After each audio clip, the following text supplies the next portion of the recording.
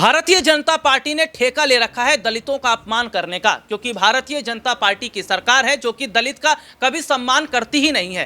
क्योंकि जिस तरीके से संसद में जो बयान अमित शाह ने दिया था कि बार बार बाबा साहब अंबेडकर का नाम जपते रहते हैं, इससे अच्छा है भगवान का नाम ले लो। उसके बाद क्या देखा जाता है कि अमित शाह को घेरा गया। इतना ही नहीं, ये तक देखा भी जाता है कि जिस तरीके से संविधान बदलने की बात कही जाती है, डॉक्टर भीमराव अंबेडकर, डॉक्टर बाबा साहब भीमराव अंबेडकर के द्वारा जो संविधान बनाया गया, उस संविधान के साथ छेड़छाड़ करने की कोशिश, क्योंकि देखिए बीजेपी ने वो नारा भी दिया था 400 पार का और संविधान को बदलने का। अब यहाँ पर यह देखा जा रहा है कि क्या संविधान को बदलने की कोशिश हो रही है और क्या वाकई दलित पिछड़े समाज के जो लोग हैं उन्हें दबाने की कोशिश भारतीय जनता पार्टी की सरकार में हो रही है। ये बड़ी खबर हम अपने दर्शकों को बताएंगे, क्योंकि बड़ी खबर क्या है कि आज़ाद समाज पार्टी के जो प्रमुख हैं और नगीना से सांसद चंद्रशेखर आज़ाद रावण, जब उन्हें हाउस अरेस्ट किया गया तो उनके समर्थक इतना भड़क गए कि उन्होंने सीधे तौर पर आगजनी शुरू कर दी, पत्थरबाजी की गई और ये कहा गया कि कैसे चंद्रशेखर आज़ाद को हाउस अरेस्ट किया गया और क्या चंद्रशेखर आज़ाद रावण को अधिकार नहीं है कि वो उस बच्ची से मुलाकात करने जाएं, उसके परिवार से मुलाकात करने जाएं जिस बच्ची के साथ हाल ही में कुछ गलत हुआ था। तो देखिए, अपने दर्शकों को बताएं, बहुत मामला खराब हुआ और प्रयागराज बवाल मामले में पुलिस का एक्शन भी है। और देखिए, जो आज़ाद समाज पार्टी के जो कार्यकर्ता और जितने भी उनके जो लोग थे, उन्होंने पुलिस की गाड़ियों पर लगातार हमला किया, ईंट पत्थर चलाए गए, डंडे चलाए गए। और ये देखिए, आप ये तस्वीर को देखिए, ये पुलिस की गाड़ी है और ये आज़ाद समाज पार्टी के ये तमाम कार्यकर्ता हैं जो सामने देखा जा रहा है कि कितनी बड़ी गुंडागर्दी वो कर रहे हैं। पुलिस की गाड़ियों को उन्होंने पलटा भी है और पुलिस कर्मियों पर इन्होंने हमला भी किया है। हालांकि इस पूरे मामले में ये देखा जा रहा है कि चंद्रशेखर आज़ाद रावण ने कहा है कि दलित का अपमान होगा और दलित की आवाज़ को दबाया जाएगा तो हमें ये रास्ता अपनाना पड़ेगा। प्रयागराज के करछना तहसील के इसौटा गांव में हुए बवाल के बाद अब पुलिस एक्शन में है।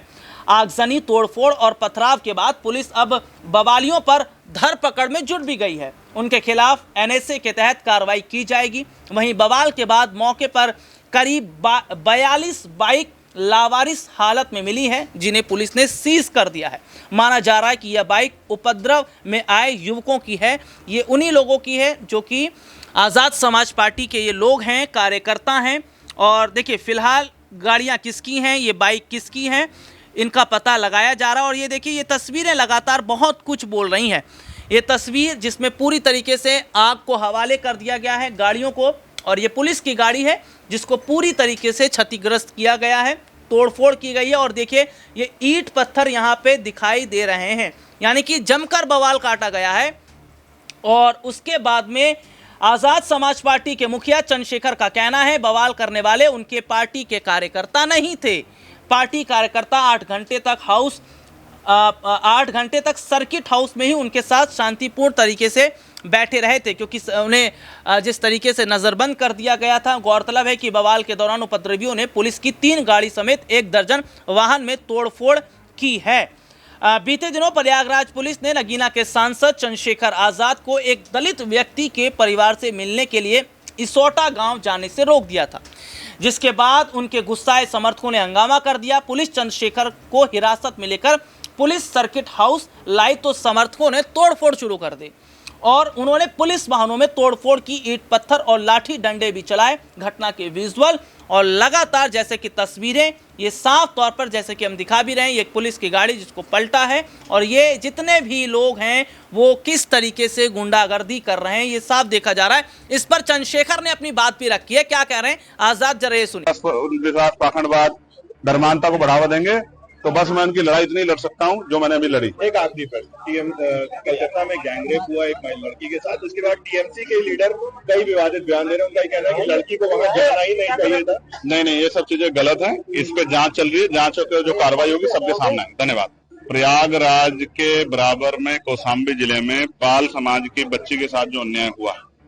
और उसमें जो पुलिसिया कार्रवाई, उस पर बहुत सारे सवाल खड़े हो रहे हैं।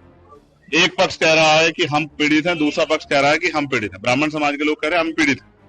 अब ये पता जाके लगेगा मौके पे कि कौन पीड़ित है। इसलिए मैं उन परिवार से मिलने के लिए पाल समाज के आया था, लेकिन पुलिस ने मुझे यहाँ रोक लिया और मुझसे कहा कि अभी लॉ एंड ऑर्डर की सिचुएशन अच्छी नहीं है, आप कुछ देर इंतजार कर लें, उसके बाद हम आपको जाने की इजाजत दे देंगे। मैं यहाँ इंतजार कर रहा हूँ पिछले 2.5 घंटे से, लगभग अब 2.5 घंटे होने को आए। मैं यहाँ इंतजार कर रहा हूँ कि मुझे वहां जाने की इजाजत मिले और मैं उस परिवारों की आवाज को उठा पाऊं, मैं जान पाऊं सत्य क्या है।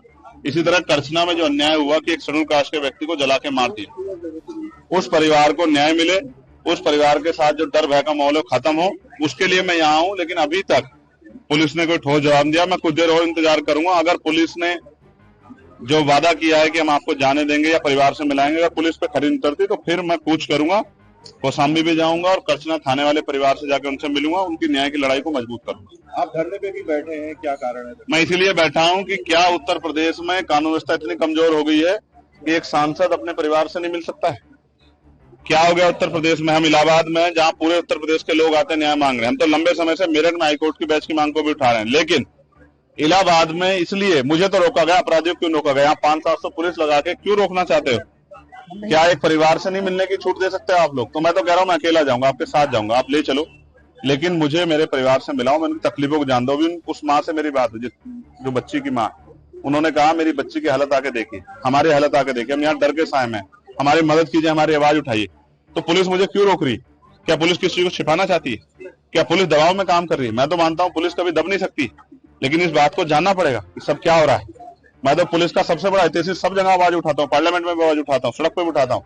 उनकी 8 घंटे की ड्यूटी हो, उनको न्याय मिले, उनको जो वेतन विसंगतियां वो दूर हो, उनके साथ जो है जो बॉर्डर स्कीम है वो खत्म हो। लेकिन क्या आज पुलिस मुझे रोक के जो है क्या कानून का हनन नहीं कर रही, संवैधानिक जो अधिकार है उनका हनन नहीं कर रही? इसका जवाब भी देना चाहिए। और मैं मीडिया से कहूंगा कि पुलिस से पूछे कि वो मुझे क्यों रोक के बैठे। धन्यवाद। से पहले लाइव आए थे, आपने हाउस अरेस्ट की बात भी कही और सरकार ने घेरा, क्या कुछ? उसी के बाद मुझे बाहर आके बैठना पड़ा, इसलिए लाइव आया कि मुझे जाना था कहाँ और मुझे लेके कहाँ गए।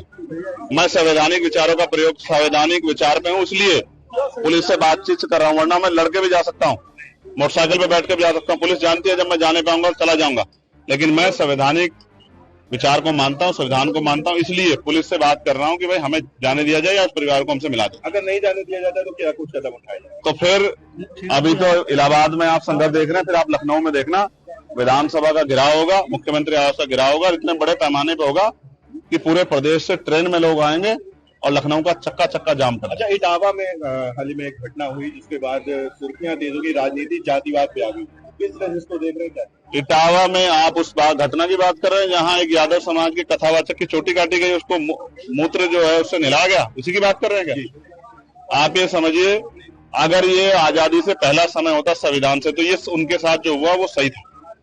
वहां शूद्रों को मंत्र उच्चारण करने का और मंत्र को श्रवण करने का अधिकार नहीं था। कोई शूद्र अगर मंत्र सुन लेता था उसके कान में पिघला के लोहा डाला जाता था। कोई मंत्र अगर शूद्र जो है मंत्र का उच्चारण कर लेता था तो उसकी जीभ काटी जाती थी। लेकिन अब तो संविधान का युग है, इसमें तो अगर आप किसी को भी, भाई मैं आपसे पूछना चाहता हूं कि ब्राह्मण समाज के लोग जो आज वहां कह रहे हैं कि भाई हमसे हमारे साथ अन्याय हुआ है, तो मैं पूछना चाहता हूं कि क्षत्रिय को, वैश्य को, महिलाओं को, दलितों को, पिछड़ों को, आदिवासियों को पुजारी बनने का अधिकार क्यों नहीं? इसका क्या जवाब है आपके पास? कि आपके पास क्या जवाब है कि संविधान जब सबको बराबर का अधिकार देता तो पूजा करने का अधिकार तो सबको है, कांवड़ पे जाने का अधिकार सबको है, लेकिन पुजारी बनने का अधिकार क्यों नहीं है? बाबा साहब अम्बेडकर ने तो पूजा करने के लिए, मंदिर में जाने के लिए, पूजा करने के लिए नहीं, मंदिर में जाने के लिए संघर्ष किया था, कालाराम मंदिर में। तो क्या आप पुजारी बनने के लिए संघर्ष करना पड़ेगा? लेकिन मेरी लड़ाई दूसरी है, वैचारिक लड़ाई।